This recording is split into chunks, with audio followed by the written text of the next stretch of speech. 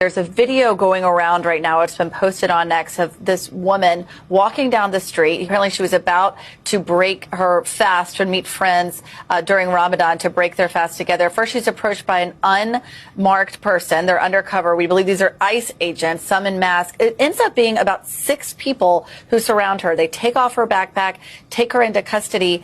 And Kate, we understand from her lawyer that they actually don't even know where she is. When we look her up on the ICE website, it says she is in ICE custody. Typically, they will say which detention center. In this case, they don't give a location. And so her lawyer and her families want to know where she is. They say she, participated in a pro-Palestinian protest, but really was never charged with anything, was never investigated, that they think this is going too far.